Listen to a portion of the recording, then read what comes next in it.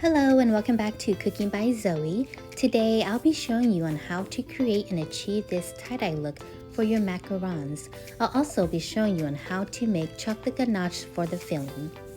For the tie-dye macarons, you will need food coloring gel of choice, up to 6 colors, clean paint brushes, a piping bag with piping tip, and uncolored macaron batter. I am using Wilton gel in colors pink, yellow, and green. You can use up to 6 colors if you want. I am only using 3 for today. For the piping tip, I am using Wilton 1A. Have your piping bag with a piping tip all ready and set to go.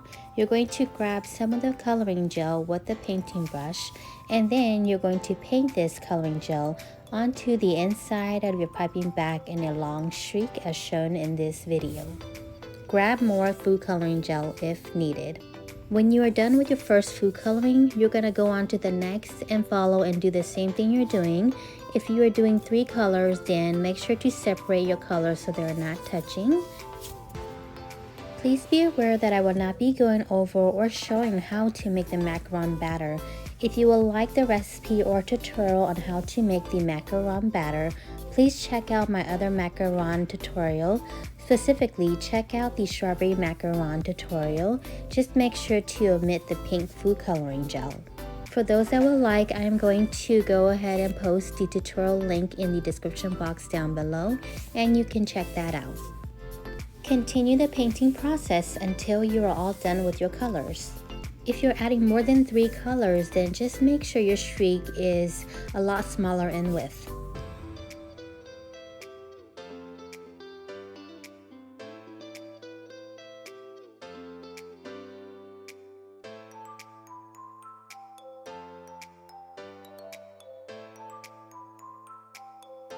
This is how the inside of your piping bag should look like. When done, place the piping bag into a cup so you can pour your batter in easily. Pour or scoop your uncolored macaron batter into the inside of the piping bag.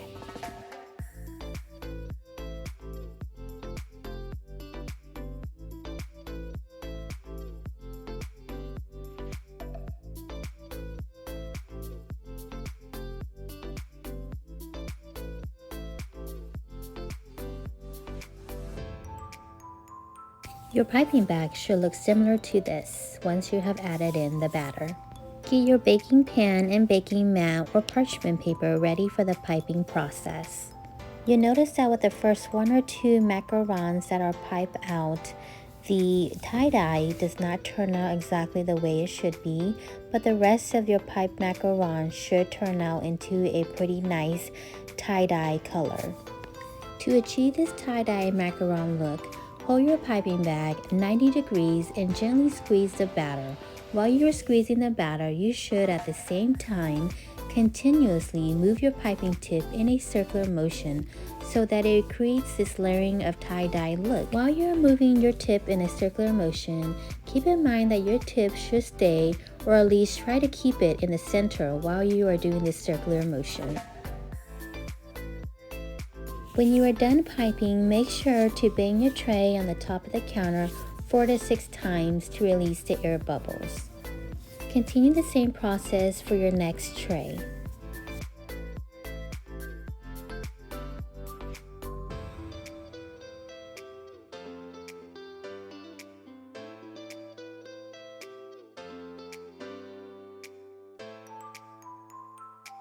Here are the macarons that I have piped out onto my baking mat. If you notice, my baking tray is upside down with the mat on top. This is because my oven tends to run high, and I find that doing this way, my macarons cook a lot better and they have a lot nicer feet. Allow your piped macarons to sit on the counter for up to 30 minutes until the top of the shell is formed and it is no longer sticking to your fingers. A cool environment is highly recommended, otherwise it may take longer for the top of the shell to form. Preheat your oven to 310 degrees Fahrenheit and bake your macarons for 12 to 15 minutes. I baked mine for 14 minutes.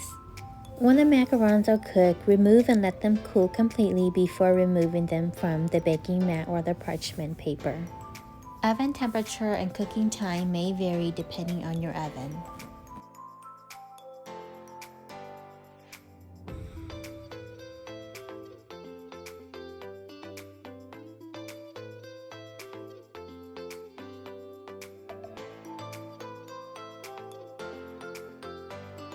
For the chocolate ganache, you will need a 2-to-1 ratio of chocolate to heavy whipping cream. I'm using milk chocolate, but you can use any type of chocolate you would prefer. For this recipe, I am using 200 grams of milk chocolate morsel and 100 grams of heavy whipping cream. The method that I'll be using to make these chocolate ganache is the double boiler method. You can also use your microwave. Unfortunately, I don't have the exact timing for making the chocolate ganache in a microwave. In a medium pot with water filled up to 3/4 to 1 inch deep, bring your pot of water to a simmer, then place your bowl right on top and turn the heat down to low. Make sure to use a heat-safe bowl for this step. Add in your heavy whipping cream and your milk chocolate or whatever type of chocolate you're going to be using. Give this a good mix and keep stirring until half of the chocolate has been melted.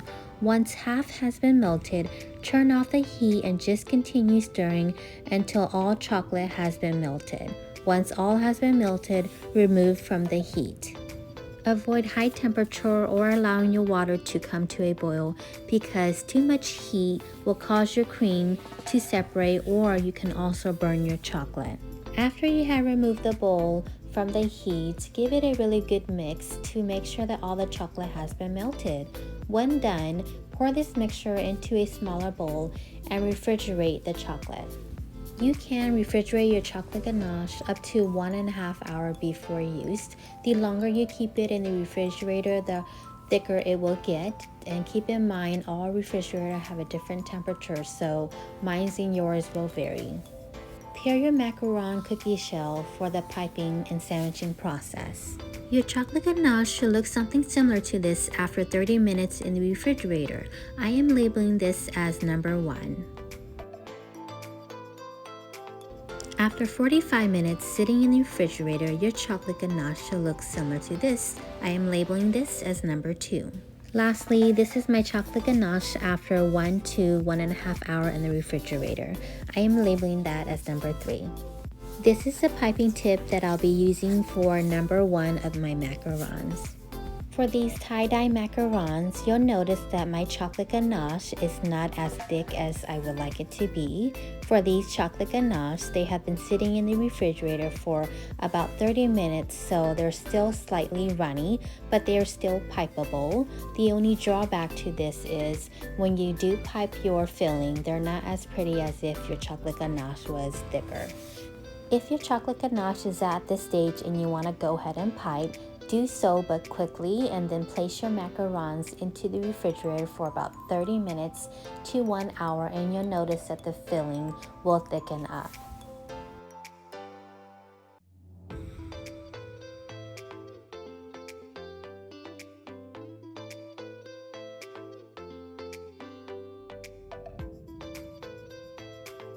This is how I pipe these tie-dye macarons.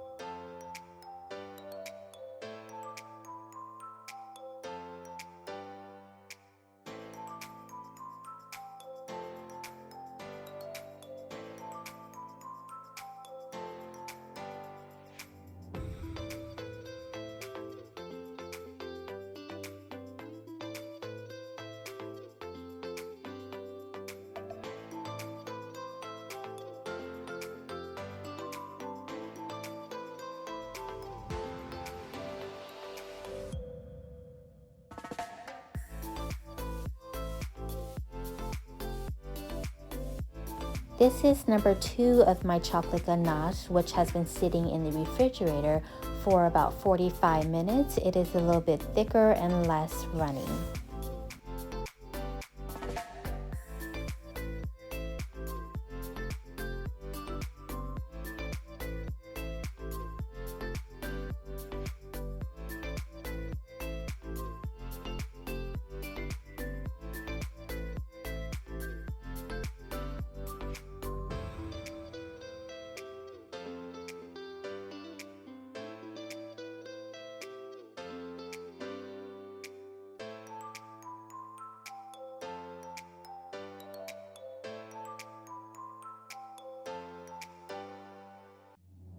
This is my chocolate ganache that's been sitting in the refrigerator for about 1 to 1.5 hours. You'll notice that the chocolate is a lot thicker, nicer to pipe, and you can pipe a pretty thick amount into the filling.